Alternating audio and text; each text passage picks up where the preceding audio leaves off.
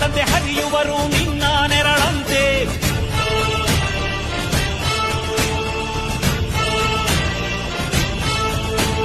ನಿನ್ನ ನಗು ಸಂತೋಷವ ಬಯಸೋರವರಂತೆ ಒಂದು ಕ್ಷಣ ನೊಂದರೆ ನೀ ಸಹಿಸೋದಿರುವಂತೆ. ನಿನ್ನುಸಿರಿಗೆ ಉಸಿರೆರೆವರು ಲೆಕ್ಕಿಸರವರು